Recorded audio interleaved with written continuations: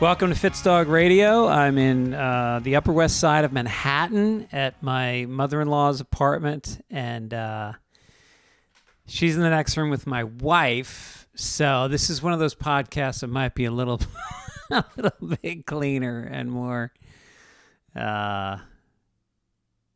restrained, shall we say. My guest today is Dusty Slay. I recorded him a couple weeks ago. I've been on the road for 2 weeks. Everywhere. Chicago. I flew to Chicago, did some shows out in, I want to say Chicago. It was actually Batavia, about 45 minutes west of the city. Had some fun shows. So I went Chicago, then New York, up to my sister's in Westchester. Spent 4 days. Hung out with my mom. My mom is... She is not a nutritionist. She is not a health fanatic in any way at all. She's 80. She'll be 83 this summer. And she was downstairs at my sister's house in the basement. And she's got a little apartment set up down there that she stays in the summertime. She's in Florida the rest of the year. Anyway, she's downstairs, and it's the morning, 10 a.m., and I yell down to the basement. I said, Mom, do you want some eggs? And she goes, oh, great. What kind? And I said, scrambled. And she goes, oh, no, I thought you said cake. At 10 o'clock in the morning. So we're trying to get her to exercise. We did a bunch of outdoorsy stuff. We went to a museum. I had her walk. She walked 10,000 steps, which was pretty impressive. I've been in the city for like 4 days and walking like crazy, 16, 17, 18,000 steps every day. Went to another museum. Went to the Whitney. And what else did we do?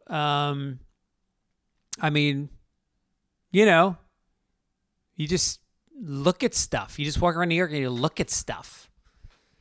There was a bus stop on the Upper West Side. It's got a realtor, an ad for a real estate agent to buy a home. It's like, I think you guys, I don't know who's doing the marketing for the realtors, but not a lot of people riding the bus with the disposable income to buy a house. Bus people are renters. They're lifelong renters. Things have not worked out. If you want to advertise things on a bus stop, I'd go with like oodles of noodles, divorce lawyers, knockoff Nike sneakers, not homes. Went today. I took my son's here. He's been living here for a few weeks. He's staying in my wife's mother-in-law's apartment. She's away for the summer. So he's up in Harlem for the summer looking for a job. He's got some good leads. He's very excited. And so I took him and his roommate and my nephew Rowan and my buddy Michael O'Brien. Took him to Keen's Steakhouse. I've talked about it on the show before. If you ever get to New York and you want, it's not cheap, but it's the best steakhouse in the city. It's a chop house. They sell mutton chops, or porterhouse steaks or fillets. They got it all. But you go there for the mutton chops, which is a piece of sheep. And it's the second oldest restaurant in New York. I think the oldest is the Homestead, and then there's this.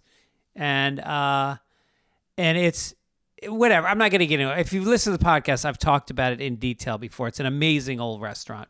And so we walk in, and my nephew, who is a monster, he's gigantic. He was in the Navy. He was almost a Navy SEAL, and he works out like a fucking maniac, MMA, all that shit. And he eats like a horse. And he always over orders when you go to a restaurant. He orders so much. And this is an expensive restaurant. So I walk in, I go, Ron, by the way, don't over order in this place. There's 5 of us, and I know I'm picking up the check. So we sit down, and the waiter comes over. Anybody want anything to drink? I go, I I'm good with the tap water. Everybody else is like, yeah, tap water's fine. And he's like, I'll get that specialty ginger ale. And then, and he goes, any appetizers? And he goes, yeah, we'll have the thick bacon. It's a $34 appetizer. Yeah, okay. And then he orders another appetizer. And then he ordered, I forget what he ordered for an entree. And then dessert. Yeah, unbelievable. Last time I take this kid out. No, I won't. I'll take him out again. I love him, but Jesus, what a pain in the ass. The bill was $634 for 5 of us with tip. Yeah. Yep. Little light lunch. So I did We Might Be Drunk yesterday with Sam Morrell and Mark Norman, and had such a blast. Those guys are so easy and funny. This is how all podcast experiences should be. You sit down, there's a little bit of planning. They ask you for some pet peeves in advance. They do some research on you. And I've known them both for a lot of years, so like we know what to talk about. But it was so much goddamn fun. Said some stuff I probably shouldn't have said, but that's what you do with these guys. And hopefully you don't get in trouble for it. And I guess that's out this week or next week.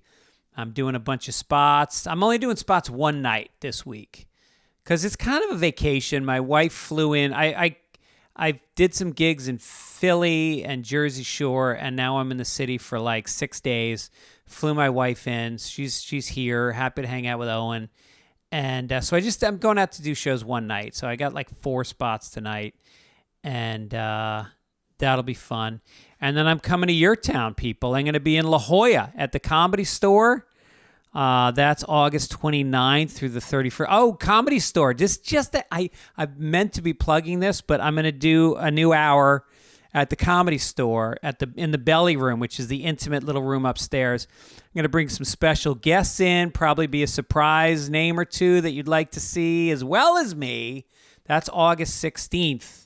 At the Comedy Store Belly Room. Then I'm coming to Denver, Comedy Works, Connecticut, Comics, September 26th and 27th, Fairbanks, Alaska, Vegas, Chicago, New Orleans, San Francisco, Cleveland. Go to Fitzdog.com, get some tickets, and come out.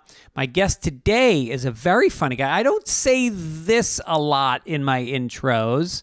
My guest today grew up in a trailer park, which is a big part of his comedy. He's got a very interesting take on the world. Alabama, I think he grew up in. And he's a regular on the Grand Ole Opry. I don't say that a lot about my guests.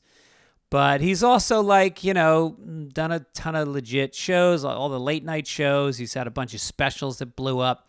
And he's just a super funny, really good comic. And I was really happy. He's in town for a little bit, promoting a new special. He lives in Nashville, but he was in LA a couple weeks ago, and I grabbed him. So please enjoy my conversation with the great Dusty Slay.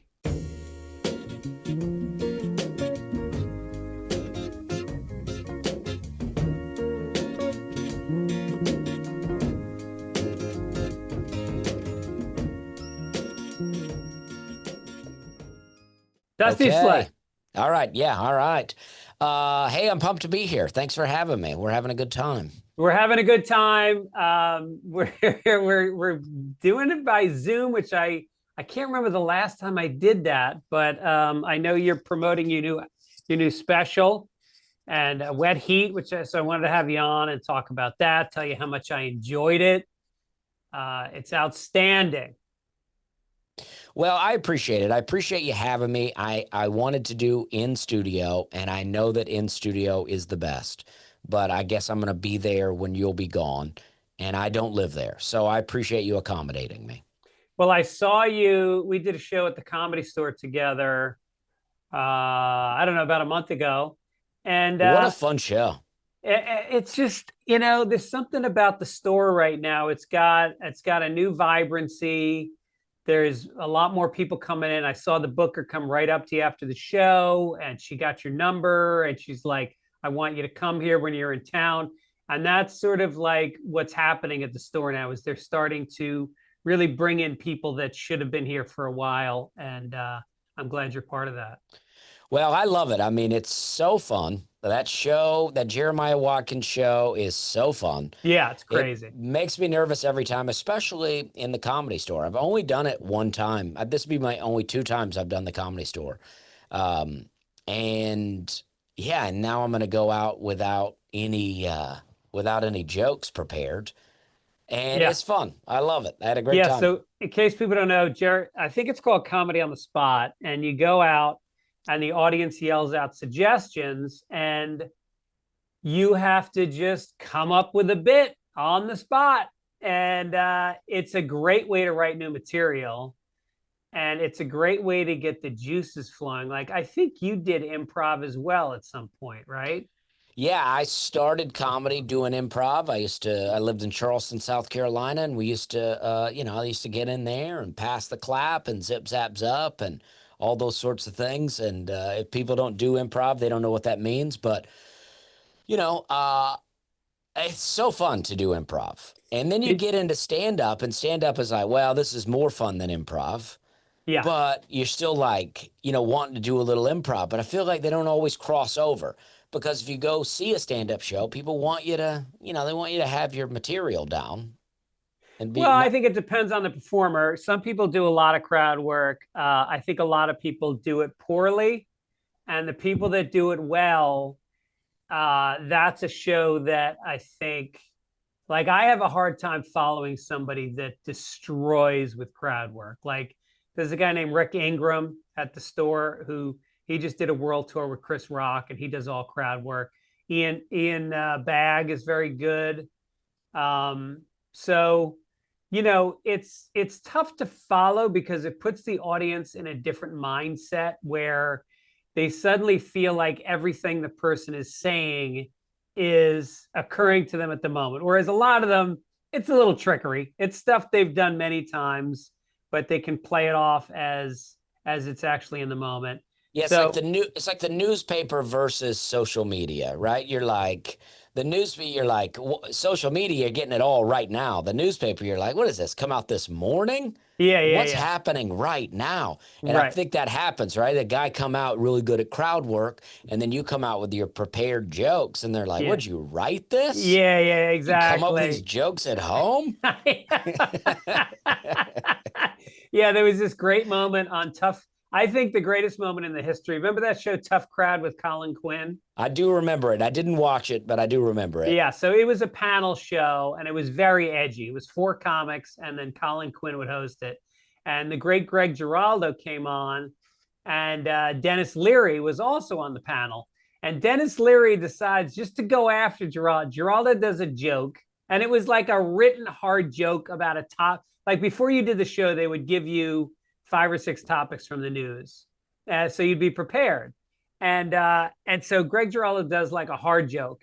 And then Leary goes, look at this guy writing all his jokes. You should have seen him backstage. He had pieces of paper. He's scrawling it all out. And Giraldo, who's like a young comic, and Leary is this kind of legendary TV movie star. And Greg goes, well, yeah, that's called preparing for the show. And then Leary's like, you were probably the kid in high school that was like, hey, teacher, you forgot to give us homework. And then Giraldo, and I'm paraphrasing, this went on much longer, but then Giraldo goes, well, maybe if you had written more, your show would still be on the air. And Oh the crowd yeah. went crazy. And like Leary literally had to be held back. He wanted to beat the shit because he's a fighter. And he Yeah. wanted to come after Giraldo. But Giraldo's a tough, he was a tough kid from Queens and he could take care of himself. So it was so beautifully awkward. And nobody knew what to do after that. It's so funny. The guys, I mean, it's almost cliche, but the guys that love to dish it out the most Yeah. can hardly take it. I mean, how you going to come at a guy for preparing, and Yeah. then if he gets you, you want to fight? Right. Come on, Yeah. buddy. Yeah.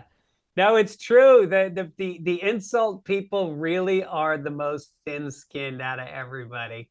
And that's why these roasts, everything is a roast now. Yeah. Either it's Comedy Central doing roasts, or you got, Roast Battle that they do at the store. That's a big podcast. And you got Kill Tony, which is essentially just a roast. And which I just did this week. And I roasted one of the comedians, and he fucking roasted me back. And he was like, "You look so old. You look like you have AIDS." And I just looked at him like, "Yeah, I kind of do. I know." And I didn't have a comeback, and I just sort of said. So I like made fun of his pants or something, but like here I am, this seasoned comic, and this is just like this young Austin, buck who kind of got the better of me. It With sucked. That's why I don't like to do crowd work, because Yeah, I'm always afraid the audience member is going to be funnier than me. yeah, I'm like, I can write my material and I can improv. I can yeah. flow with it, but I don't like to go at people in the audience. No, you flow. I like your little flows and your special. They're small and they're very organic. Like at one point, like you picked up your bottle of water and you went to screw the cap off and it was already unscrewed. And you took a moment to comment on it and you got like two or three beats out Oh of it. yeah. And then you went right back into your act and like somebody had a funny laugh and you noticed that and you did a callback to one of your jokes. And no, I like that. I don't like when somebody can't acknowledge anything throughout their Right. entire set. Like I feel like that gets, then you feel like you're watching TV. Well, that's how I used to be. I used to be very scripted, and I didn't want anything to throw me off. But just stage time, you go, and now I love to do that. I love to comment on little things. I have made so many water bottle jokes, Uh, that I actually have a joke that I'll do, and I'll do my whatever water bottle joke I'm doing, and then I go, that's not the worst water bottle joke I've ever done. yeah, I yeah. love to do that. I think that stuff's fun. You're right, right, right. And it really does ground the audience in the moment. It really makes them feel like they're at a show that nobody else has seen or will see. This is their show. And it doesn't take a lot, you know. It's nice to open up talking about like Nikki Glazer is really good at whatever city she goes to.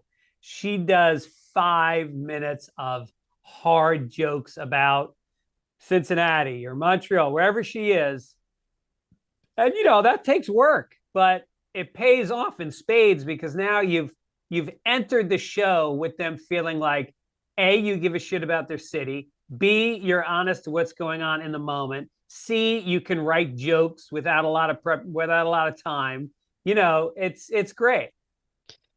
Yeah, when you phrase it like that, it really makes me feel bad that I don't do it, because I That's what I'm here for, Dusty. you kind of lost me at the hard work part at the Yeah, beginning, where you're exactly. like, these comics that work so hard. I go, why'd you get into comedy? It's like, Yeah, I do like to be prepared. right. But I'm like, I like to build my act, and then improv. But I like to build the act by improving. In a sense where I have an idea of what I want to do, and then I build on that.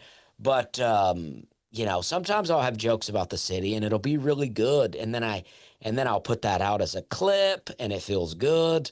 I Yeah. don't know why I don't do it everywhere I go, but I think it's the hard work part. Yeah. Well, that's what the plane is for. I Yeah. mean, that's I write 80% of my writing is done on planes, especially when I'm going coast to coast, because it's like your own little cubicle. Your phone doesn't work. Nobody's going to distract you. You can't go to the kitchen.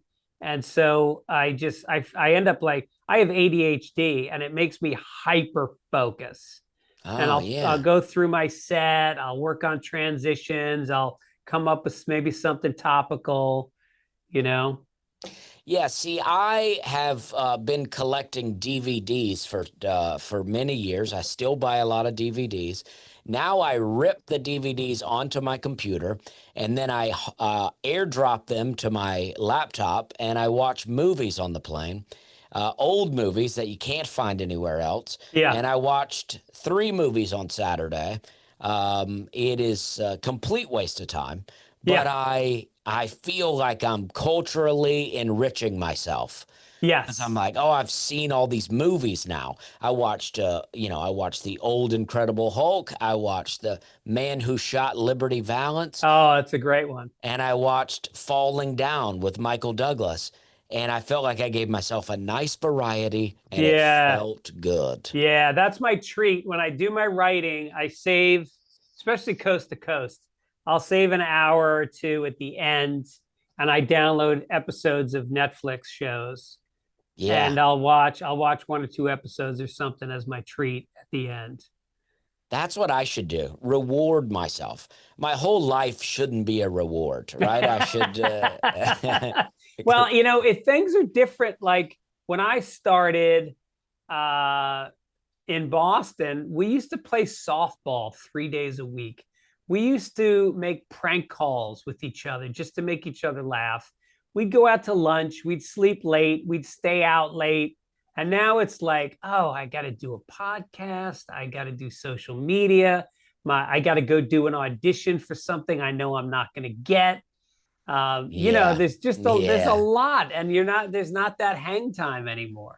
There's nothing like working on a thing that you know you're not gonna get. Yes, You're like, right. yeah, but I gotta do it. Yes. I could see you being cast and stuff, though. Have you done any acting? Not really. I think if I lived in LA or New York, or I would probably try to get more involved in that, Yeah. but there's not as much happening in Nashville. I did do a small. Nate Bgotsi, who lives here, has a movie, and I got a small role in the movie. I did get a speaking part. That's pretty sweet. Yeah, but I just enjoy comedy. All I want is to do comedy and for people to come to my shows. Yeah. Right. That's what I need. I like that. It's a rare breed that's not trying to do too much, but you are launching a podcast as well, right? Well, I have my own podcast that I've done for a long time called the We're Having a Good Time podcast. Okay. And I've been doing it for a long time, but really I started it just as a way to stay connected with people. I thought, well, if I go to, let's say, Springfield, Missouri this weekend and I do comedy and I make a bunch of fans and I tell them, I make a bunch of fans and then I don't come back for another year, they Right. may forget about me. But if I can get them to listen to my podcast, then they stay connected to me. So when I That, come back, they know. is this the one you do with your wife? Well, we were doing it together. We've done it together off and on, Yeah. but she's currently off of it. And now we have We're two talking about kids. the podcast, right? Yes, Okay, yes. got it. Yeah. We're married, and things are going well.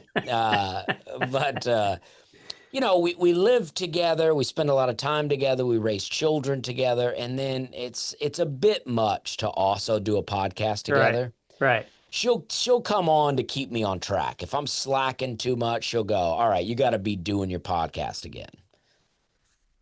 Yeah, it shouldn't feel like a job. That's the thing. Like I like how Bill Burr does his. He just like it started out with him just driving, and he had this app where you talked into your phone and it just recorded it. And he would just sort of drive around. You'd hear him yelling at other drivers, and then he just put it out as a way of like unloading every week. Oh, yeah.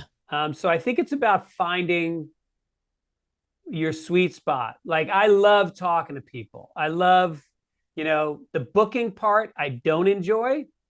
Because I feel like I don't want to put people on the spot if they don't want to do it. And I can't remember if I reached out to you or your people reached out to me. I think I reached out to you, right? I don't know. I Oh, think they reached out to you. yeah, or maybe they did. Yeah, I think they did. But so I jumped at it, and that's always so much easier when somebody reaches out to me because otherwise, like, I don't want to feel like I'm calling in a favor or Well, yeah. And I don't want to hire people to ask to do podcast, but I also hate asking to do podcast. It feels better if I hire someone and then they ask people, can I do their podcast rather Right. than me going, hey, can I do your podcast?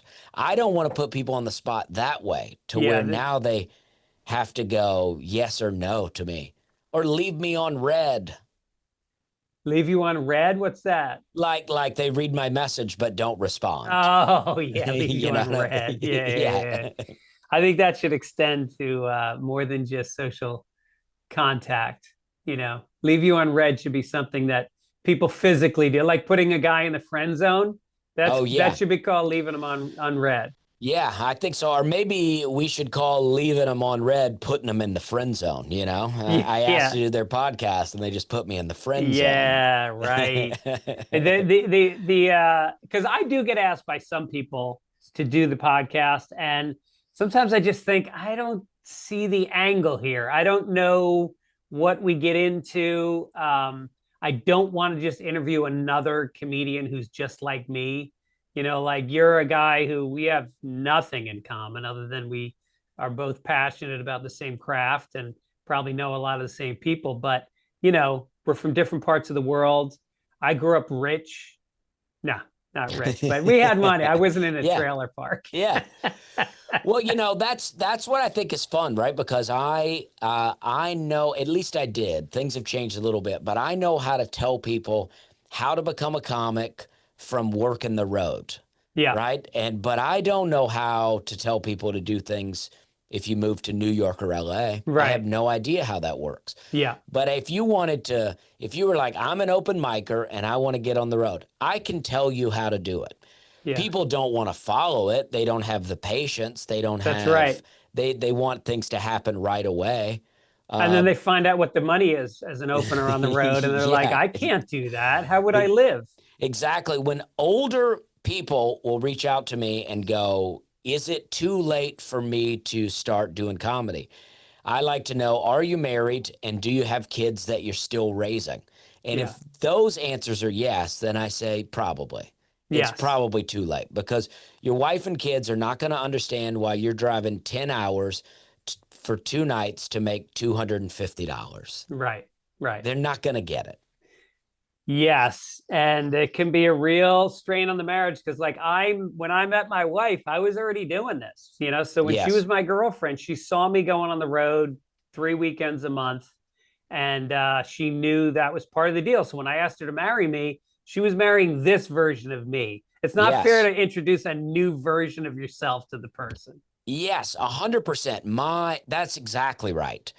When people are like have jobs and then they just start comedy, I go, this is not going to work out. My Yeah, wife also did comedy when we met. So I was broke and she was also a comic. So when things started to get better in comedy, it just made our lives better. It wasn't, I didn't have a 9 to 5 and then start doing the broke comedy stuff.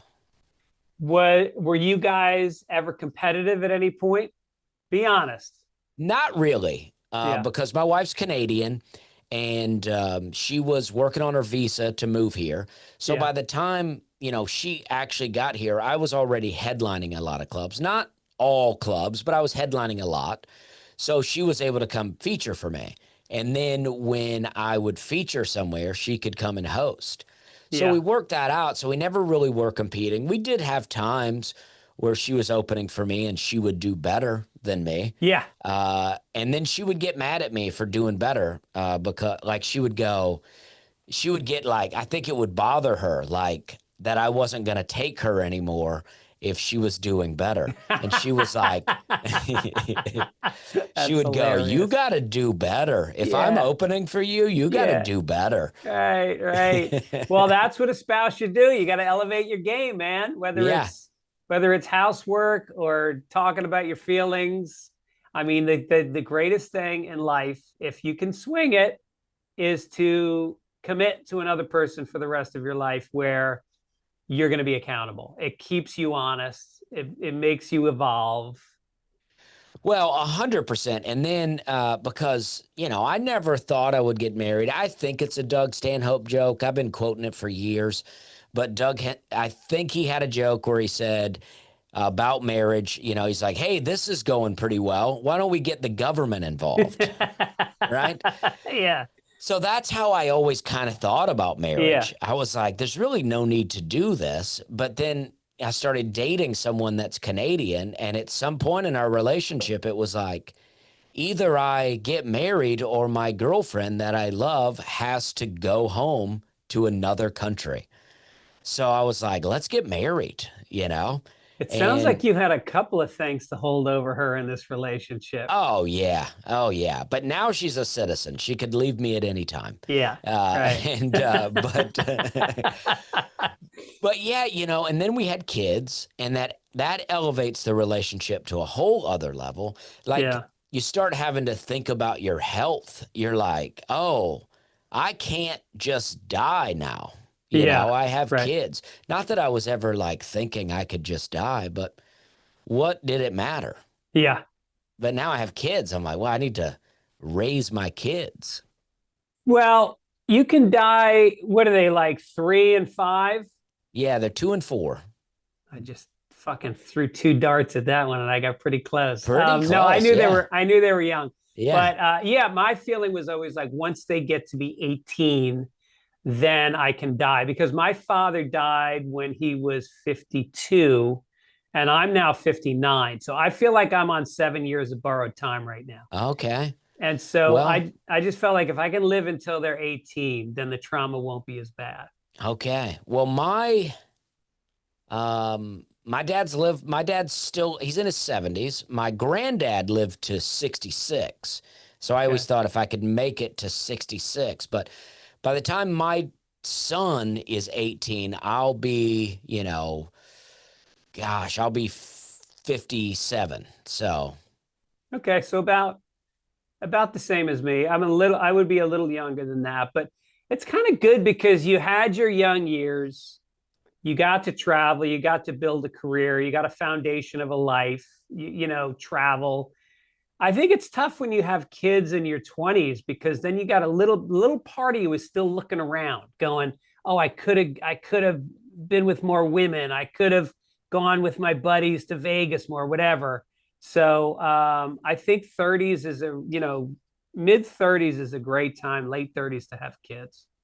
I think so too, because I was a maniac in my 20s, Yeah. a big drinker. I love drinking. Yeah. And I also had a 9 to 5 job that I make fun of now, but it was a good job. I was a sales rep for a pesticide company. I sold pesticides to Lowe's and Home Depot, and it's a joke, that I make fun of all the time now. But it's a salary position with health benefits. Yep. So if I'd had kids during that time, I would have kept that job That's right. and I would That's have right. worked my way up in the company. Yep. And, but who knows, I could have had kids then and gotten my life together a lot sooner. Who knows? But Did you have to handle the pesticides at all, or were you just doing the paperwork? no, I had to handle the bottles. Not the liquid itself, but I would spill it on me a lot and not wash my hands for a long period of time. So if you'd stayed at that job, you probably would have died at 52, like my father. Yeah, probably so. I would Yeah. have been because when a bottle would get damaged, the store would want us to write it off, and then it was our job to take it out of the store and dispose of it. But I didn't know where to take it, so I just kept it in the trunk of my car. And I'd drive, and it would fall over and spill out. And I had a buddy get into my car one time, and he goes, "What's that smell?" And I was like so used to it, I didn't even notice it. And And you're he's like, like, forget the smell. There's no bugs in this car. Have you noticed that? yeah, yeah, yeah. He was like, and there was a lot of trash in there too. There Yeah. should have been bugs in the Yeah. car. Yeah. He was like, Um, buddy, you got to do something about this. yeah. And that was how long ago that you left that job? I left in 2012. Okay. So 13 years you've been doing this Well, full on. I waited tables for 2 years after Okay. that. And then I actually took the seasonal job. I moved to Nashville, took the seasonal job in 2014. So halfway through 2014, that job ended, and I've not worked a job since. So about 10 and a half years, I've been a full-time comic. And when did you start making good money? Like money About where you were actually putting some in the bank besides just living off of. about mid 2018. Oh, So okay. about 4 years, but 4 years after going full time, I did Jimmy Kimmel Live in January of 2018. I did JFL about I don't remember, maybe of I don't know if that's when JFL is, but whenever JFL would have been in 2018 and July. July, and then late July I did the Tonight Show, and then I got my management and agents, and I started to make money in 2018. 2019 was when it really got good, and then 2020 we lost it all. Oh, because the pandemic. Oh, Yeah, right. yeah, Oh, man. yeah, yeah. Yeah, that's a rough one. That's a rough little hiccup on the road. Well, is that when you started the podcast? No, I started it in probably 2017. Yeah, so the people that had podcasts through the pandemic had a lifeline. Like you said, it was a way to keep in touch with your fans and, have them still thinking about you. Yes. And then when you get back on the road again, you're already promoting your stuff. So I wanted to ask you about Hollywood Squares because my friend was one of the writers, and he said that you were fantastic. He said you were only in one season, and people were talking about afterwards how they wish that you had been in more seasons. Oh, awesome. Did you meet a guy named Mike Gibbons? I don't know that I didn't meet him, but I don't Okay. remember the name. So what was the experience like? Well, I thought it was really fun. Oftentimes I feel very out of place when I do stuff like that because, I was on with, legitimate celebrities. Some comics I knew that I'd worked with, but I mean, Drew Barrymore is the center square. Yeah, And I'm right next to her. I've watched Drew Barrymore in movies my whole life. she's the greatest. Yeah, Justin Long is on the other side of her. And because I was right next to her square on the first, I did 2 episodes, and I was right next to her, and and they dated. They're having some banter. Everyone was very nice to me, but it is pretty intimidating. I made the joke on one of the episodes. I don't know if it stayed in or not, but as the contestants called on each square, they would go, I'm going to go with, Drew Barrymore because I loved you and I've watched your movies for years. And then they get to me and they go, I'm going to go with Dusty Slay because, I forget exactly what they said, but I just remember being like, I just love how you had that real caveat on why you picked me, just everybody else is like, because they're hilarious. And then you're like, because I picked you because I like your hair. I heard they pay good money. They did pay good money. It was, I mean, I was like, yeah, I'll do it. Of course, I'll do it. Yeah. And then good gift bag. Good gift bag. I got a vintage board game of Hollywood Squares. And they gave me some other stuff, and they were very nice. I had a great time there. And I love doing that. It's like, I don't know how the show did, but I know that a lot of my relatives, family, and friends were very excited to see me on there. Yeah. And it's a classic show, so it feels good to be a part of that. Yeah, it is. It's pretty iconic. I mean, I can remember going back to my childhood and watching that show in the 70s and, Gene Rayburn and Nipsey Russell and, all these people that it was actually like a career back then. You could be a guy that did Hollywood Squares.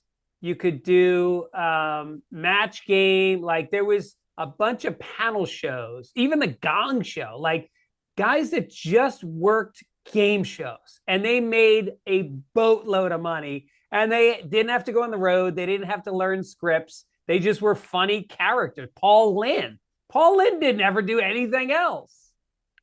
I love that. I mean, I did not know that. I did not know that you could just work the game show circuit. Yeah. But I love that. I mean, I think there was another reboot of Hollywood Squares in between the one you're talking about and the one that I was just Drew on. Carey. I think was it Drew Carey? Oh no, he was Price is Right. Price is Right. I don't remember Hollywood Squares, but it would have been when I was a kid. Yeah. But I remember that, and I think maybe it was because I did a show called Nashville Squares, which aired on CMT. It was a huge failure, I think. But it was, a similar setup, but it was supposed to be all Southern characters. Do you think that's how you got the show? I don't know. I just think I have good management and I think they're able to work it. Um, but Well maybe, played. Well yeah, played, Dusty yeah, Slay. yeah. But, well, I don't know how I end up on a lot of things I get, like I did After Midnight with Taylor Tomlinson. And that was really fun because I used to watch the show at midnight. Yes. And I think we've lost some steam with these shows because the same amount of people aren't watching TV that they used to, Yeah. Yeah, So, not by a long shot. Did you yeah. used to watch Hee Haw growing up? And not growing up, I have seen some episodes. My parents watched it. Yeah. And I do the Opry. I do comedy at the Opry. And Right. Now, tell me about that because I just went to the Ryman Auditorium. I flew to Nashville to go to the Ryman Auditorium to see Jason Isbell. And then I saw Wheeler Walker Jr. the next night. You know that Oh, guy? yeah. Yeah. Yeah. So, is that a different theater than Grand Ole Opry? Because the Ryman used to be the original one. Yeah, the Ryman used to be the Opry, and now Right. they have a spot. It's called kind of like the new Opry, but I think it's been there since the 70s. But it's out of town where like it used to be Opryland theme park was there, but now it's the Opry Mills Mall, the Opryland Hotel. So it's a very nice hotel, and it's all out there, and it seats 4,400 people. So when you do I've done the Opry close to 40 times now, and it's like when you do, No. oh yeah, I love it. I love doing the Opry. I Wait, love country. Is it like a showcase or you headlined it 40 times? No, it's a showcase. Okay. So it'll be like you doing, the Comedy Store in LA, you just on a showcase, but it'll be all musicians and maybe some square dancers. Yeah. So I get to work with all these really great musicians, and it's really fun because I do some country music breakdowns. So there's a writer named Don Schlitz, and he wrote tons and tons of songs. He wrote The Gambler by Kenny Rogers, and he saw me do my breakdown of Hard Working Man by Brooks and Dunn. Oh, the guy with the hard hat who can hit nails? Yeah. Yeah. And he loves it. He wants me to do a breakdown of The Gambler. And I know The Gambler by heart. I've listened to it many times. And I do think there's something there, but I've just not found the way to do it yet. But, it's fun to be like, this is a legendary songwriter. His list of songs is, he has lots of number one hits. And so I'm working with this guy, and now, we're like colleagues essentially, Yeah, and it's like, that's pretty cool. That's really fun to me. Yeah. And those Grand Ole Opry shows, are those still televised? They are broadcast on the radio. Oh, okay. So on Sirius XM, Willie's Roadhouse will always play it, and it'll be on a little bit of a delay. So usually I can do the Opry, and then by the time I get in the car and I'm on the way home, I can hear my set in the car on the way home. Oh, no kidding. Yeah. Do you get residuals from Sirius XM on those performances? I don't know if I do or not. I know the Opry pays some I think once you become a member, the pay is better, but they throw something your way. I hope I don't sound like I'm obsessed about money, but I find it interesting. I find that the finances of comedy to be something that people are very interested in because they don't know. Like, I'm a guy that just works clubs. I don't work theaters, and but I've been doing it for 35 years, and people don't know, am I a billionaire or am I like lower middle class? They have no idea. Yeah. And well, yeah, I mean, it's even I had no idea about a lot of the stuff with money and comedy. I mean, because you start off, and I remember, thankfully I had some people advising me along the way. But I remember wanting to turn down gigs in the beginning because I was like, logically, this just doesn't make sense. I'm going to drive all this way for that little bit of money. And they were like, well, it doesn't seem like good money. It's not good money. But what you're trying to do is this is a booker, and you want to stay in this booker's good graces. You want to stay the top of their list. and you need stage time more than money. Yeah. And they were like, you just stay in it and the money will come. Well, that's what I say to young comics is like, if you were a doctor, you would spend, 50 grand a year for 4 years getting an undergraduate. Then you would spend 60 grand a year for 3 years in medical school, plus probably specialize. Then you would do a residency for a year or two where you make no money. Then after 8, 9 years, you start to make money, but it's big money. And Yeah. it's the same thing with comedy. If you just look at it like Malcolm Gladwell saying, get your 10,000 hours until you master something. Just take all the work you can get. Make sure you're using that time. You're recording your sets. You're writing stuff and meeting people, learning from them. And then all of a sudden, you'll just be making a living at it. And then hopefully a good one. Yeah, I mean, and that was what helped me so much when I moved to Nashville, because I lived in Charleston, South Carolina, and we didn't have a club. So I wouldn't get to see a lot of professional comedians. Right. So when I moved to Nashville, I started going to Zanies and I started watching professional comics. And then when I started, I started getting to do the funny bones and the improvs and featuring. And then I would always watch the comics, and it was like, just to see, because I'd only been around my hipster buddies doing open mics. Yeah. And now to see professional comedians work, even a lot of the smaller rooms that I did, I might have an attitude at some point thinking I'm better than the road comic that I'm opening for. And then they get up on stage and they destroy the room. And I go, wow, who did I think I was, Right. And even if you don't respect the material, you have to respect the structure, the energy, the commitment, the professionalism, whatever it is that lets that person stand on stage for an hour and entertain 200 or 300 people and close strong, to have a finale. Like, that's a lot to learn. Oh, yeah. I mean, there's a guy, I don't want to say his name because I don't want him to think that I'm trashing him, but he's a guy I work with on the road. Bgotsi? No, there's a guy I work with on the road a couple of times, and he did not have very good jokes. He said, I'm a performer. He said, I know what I am. Yeah. He said, I'm not a joke guy. I'm a performer. And we were working together this one weekend, and I was really getting out of being an opener. I had started to headline more. And at the very start of his set every night, it felt like I would watch and I'd go, oh, he's going to have a hard time following me because I just had a really great set. And it was like the first 5 minutes, it did feel like the audience was like almost judging him. Yeah. But by the end, they were all standing on their feet, clapping and singing along with what he was doing. Yeah. And they had completely forgotten about me. They could Right. care less about me. Yeah, I've noticed that there's guys that go on the road and open for big headliners, and where you're flying private jets and all that stuff. And it's pretty rare that one of them ends up breaking out because you just don't remember them. You're the headliner is the last thing you're seeing. It's always a notch up. And so you might, as much as you might enjoy that opening act, like, I can't name more than a few that have ever gone to the next level and they end up staying as an opener for many years. Well, that's interesting that you say that because I talk about that a lot because I always resented in a way that no headliner ever took me on the road. Yeah, yeah. I would work with these guys at clubs. We would have great weekends together. We would hang out. I would do really, really great. And nobody would ever take me on the road. And now that I look back, I go, oh, well, that's the best thing that ever happened to me. That's right. Because I had maybe had a little chip on my shoulder. Oh, you don't want to take me.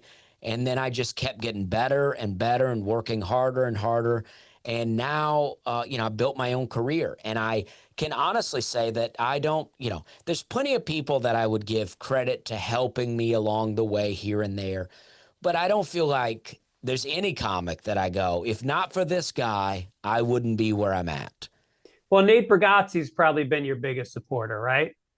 Yeah, but even that, I mean, Nate brought me on the podcast in 2022. I mean, I had already had a Netflix half hour. I had Right, several, right. I mean, he brought me on the podcast, but, and I don't, I'm not saying Nate has not been a supporter, but I had already had a full on headlining comedy career by Right, the right. time he brought me onto the podcast. Right, right. And by the way, I'm not knocking guys that go on the road and open for people. There's some amazing guys, but the problem is, um, it's almost like my son just moved to New York, and I was so glad because he grew up on the west side of LA at the beach, surfing, skateboarding, nice out year round. All his friends are here, and he moved to New York, which was a ballsy move because he's going to live in a shitty small apartment with roaches. You live there, it's a tough fucking life, but it's where exciting things happen. And I feel like it's the same thing with opening for somebody is you're comfortable. You're only doing 15, 20 minutes. The crowds are killer, so you never have to learn how to deal with bad crowds. And you're staying in great restaurants and flying private. So it's like you don't have that kick in the ass to push you to the next level. Yeah, and I agree, and I'm not knocking those guys either. I just think that I mean it's exactly all those things. You get this cush thing going on, and you're also not making connections with clubs, especially if you're doing Right. theaters. You're not Yeah. making any connections with the clubs. So if ever, and inevitably, I feel like you're not going to be someone's opener forever. So when that ends, well, what do you do now? I got to say, though, I think that would be a good retirement plan for me in like 10 years when I don't want to promote gigs and do an hour and travel like a bum. Like I would love doing 15 minutes at arenas for some big act. I think the money's pretty decent, and I think it would be a nice way to finish out my career. Yeah, for sure. I mean, I've thought about that. I mean, there's many ways that I've thought about, finishing out the career. It's like I've never wanted to do cruises. I don't even really like to be on a boat. No. But I've never wanted to do cruises. But I thought, you know what? If I was, if there was nothing else going on in my career, or if I just wanted to take a different path, just sitting out on a boat every day. I know guys, they take their wives with them and they just, they go to different cities. They just hang out. And Yeah. I was like, yeah, I could do that. Why Yeah. not? Yeah, try it. Definitely try it. I mean, that's not the direction I want to go because I don't really like boats. I almost could see myself. I'm about to go to Vegas, and I don't know how well that show's selling, so I don't think I'm on a path to this. But I would almost see like a Vegas residency. I think would be really fun. Yes. You I know? mean, Carrot Top's been very happy for a lot of years, and Yeah. I don't know. He's playing at the MGM. It's a beautiful theater. He works, I think he works 6 nights a week and only takes off like 5 or 6 weeks a year. So it's a grind, but he seems to like it and he's staying creative. He's always got new stuff. Yeah, that's what people tell me. They went to see him, and it's like they were like, I went to see him, and they were like, he had jokes on stuff that happened in the news that That's day right. that was Yeah. very funny. Yep. Yep. Yeah, I mean, I've heard nothing but good things about his show. I've never Yeah. seen it. I always think I'm going to show up in Vegas and just go see shows, and then they're all sold out, and I go, oh, I needed to plan ahead. Yeah, I just did Brad Garrett's club, and Brad was there. So what he does is like, if he's in town, he'll MC his own club, and then you go up at the end, and then you go gambling with him, and he keeps throwing down hundreds for you to get Yeah. chips, and he takes you out to the best restaurants, and it's amazing. And so my wife came out because it was Valentine's Day, and I couldn't get a reservation for like 10 days leading up to it. Vegas was booked.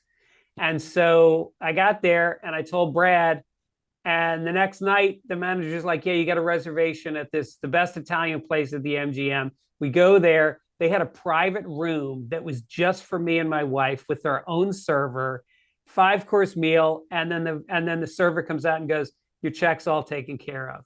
Wow. Brad took care of everything. Yeah. Wow. Oh, Well, and then he got me tickets to Cirque du Soleil the next night.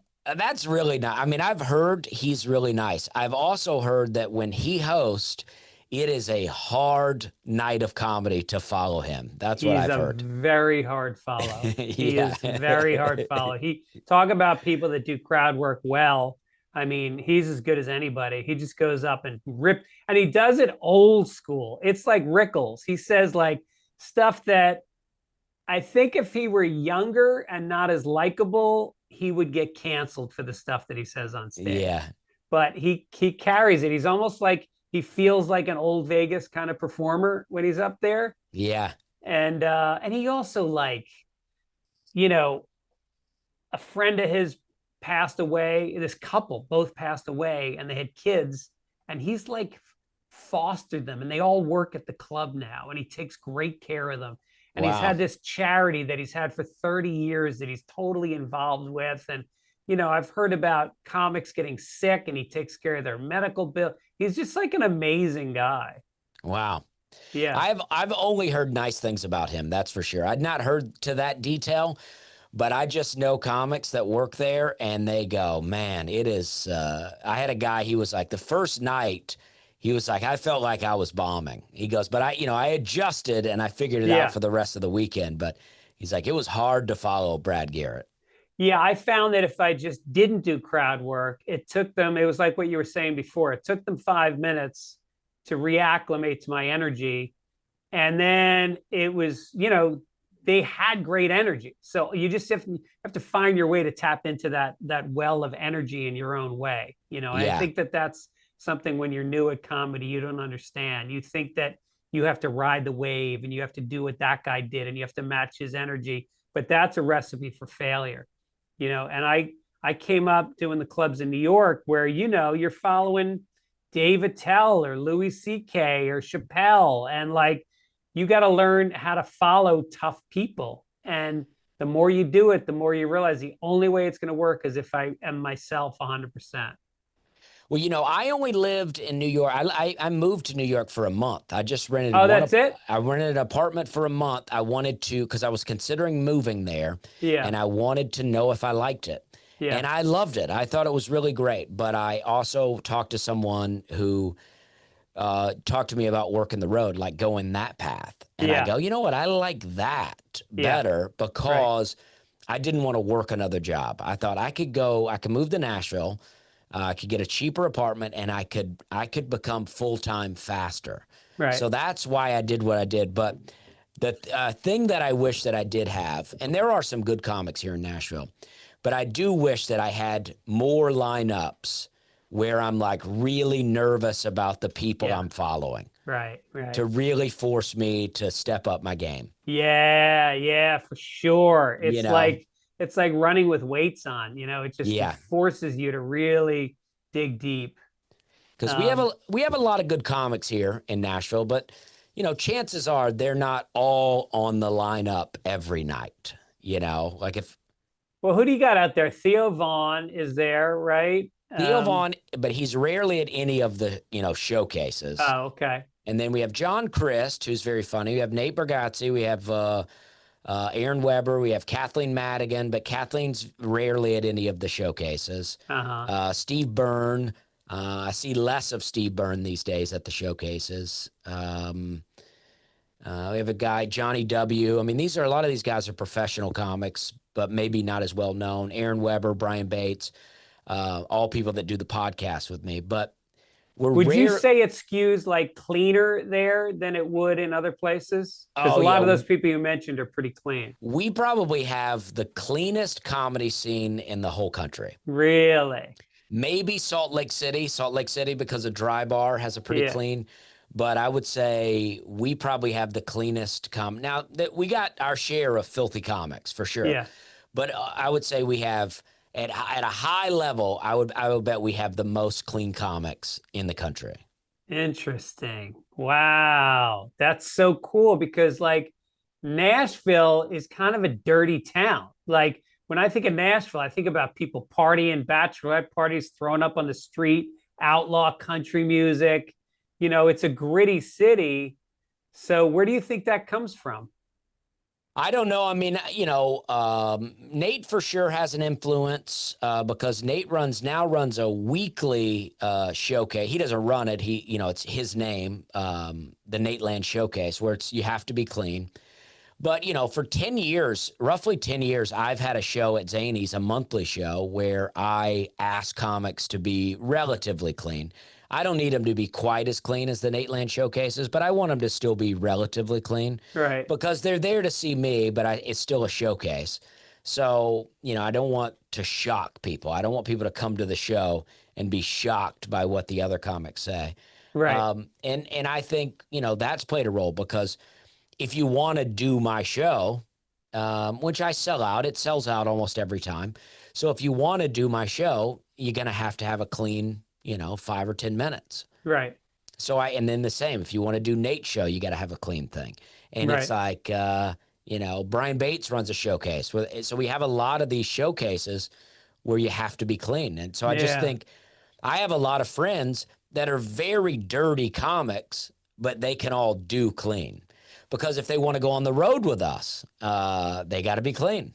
Yeah, I'm thinking in my head how long of a set I could do if it was clean. Like I used to do college shows and corporate shows, and I could pull off an hour clean, but it was edgy clean, Yeah. And I think the spirit of what I was doing, it felt like I was holding back, which I Yeah. don't think you want to feel like on a clean show. You want to feel like, when I watch you or Nate, it seems very organic that this is the way you are. You're not pretending to be this way.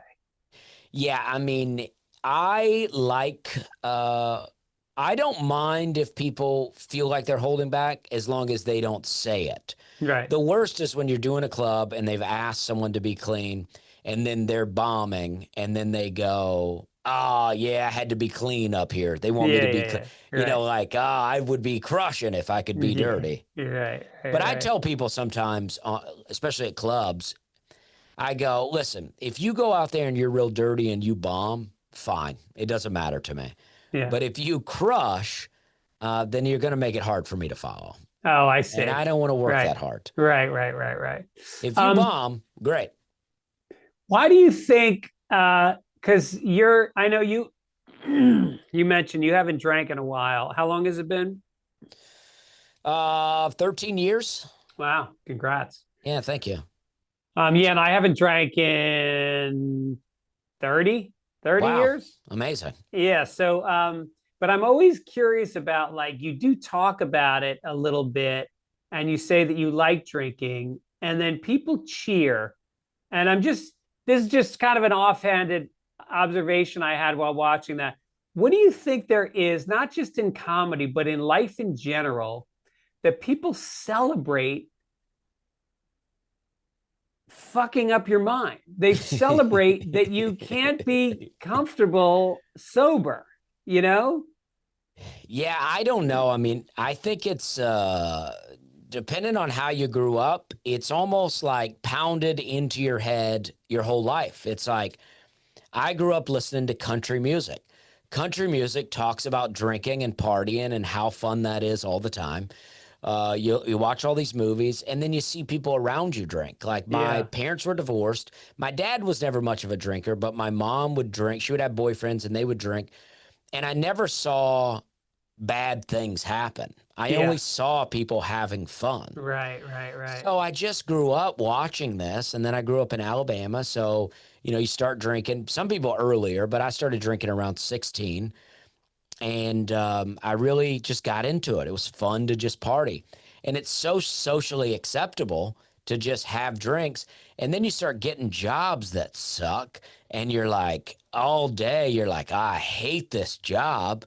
And so you get off and you go to the bar. All your friends are there and you party. And I think you just get trapped in this cycle of the only way I can have fun is if I drink. Yes. And that's what I'm getting at, is like, why is it that that's not a sad thing, that our innate and look, I drank hard for a lot of years and I had, like you, I had a blast. And I see a lot of people productively drinking and having fun, but there's something very sad that the human condition in its static form is uninteresting and we're emotionally shut down, that we don't share as much, we don't experience emotions as much, we don't feel joy.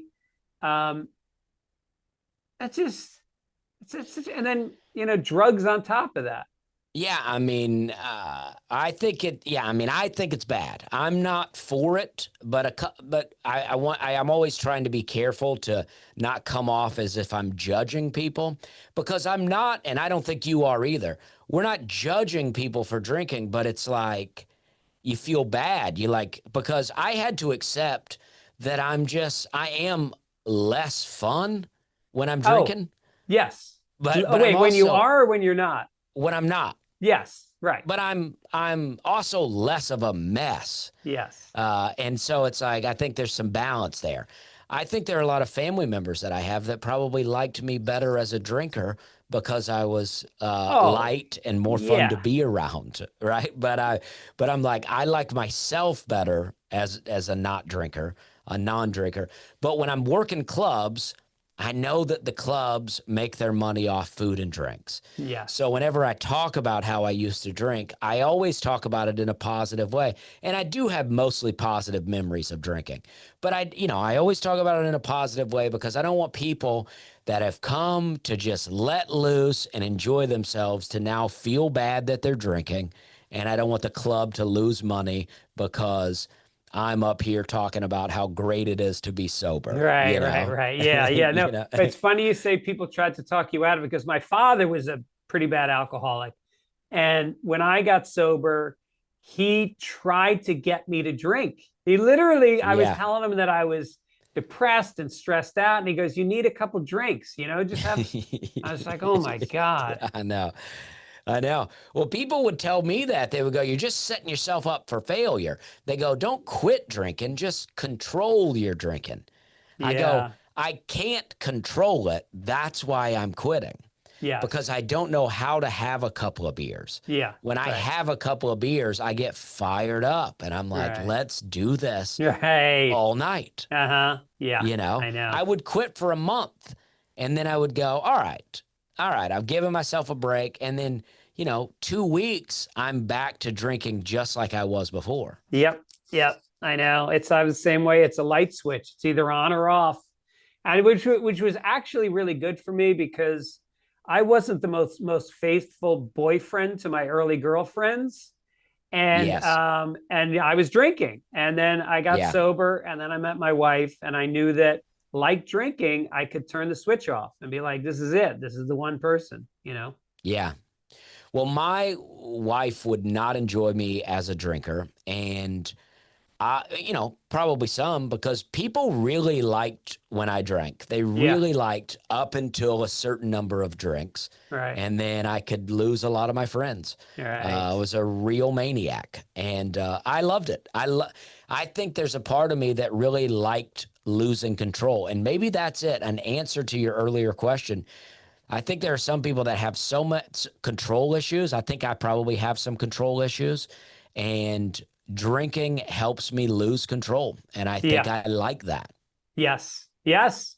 I know. I wish I could lose control once in a while. I'm Yeah. so staid. I'm so, luckily I have good friends, and, they relax me. My wife relaxes me, but the euphoria of a wild night out, I miss that.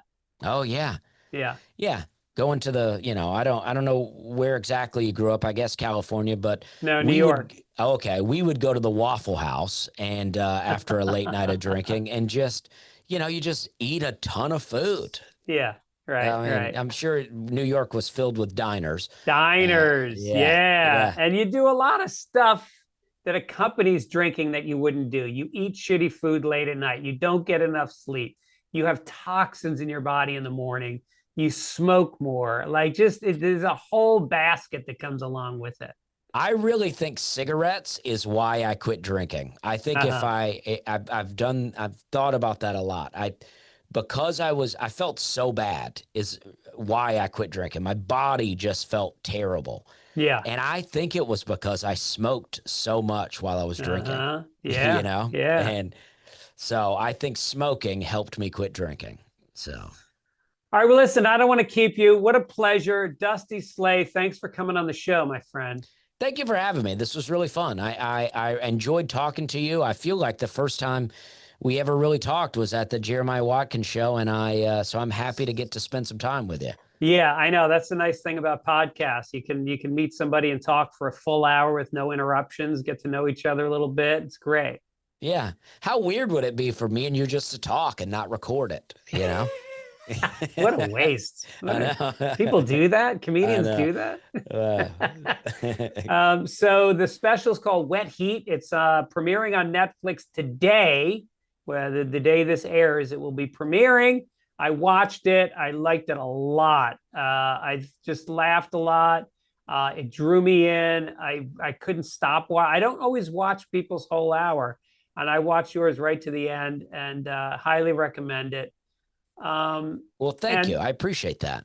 And then you got tour dates coming up starting August 8th. He will be in Huntsville, Alabama, Atlanta, Georgia, Madison, Wisconsin, Milwaukee, Prestonsburg, Kentucky, Princeton, West Virginia, Biloxi, Missouri, Auburn, Alabama, Binghamton, New York, Buffalo, Reading, PA, whole bunch of dates. All the hot spots. Yeah. What's your website so people can get tickets? DustySlay.com. DustySlay.com. Check it out. Dusty, thank you again. And hopefully I'll see you back in LA soon. Thank you very much. I appreciate it. All right. Take care, buddy. All right.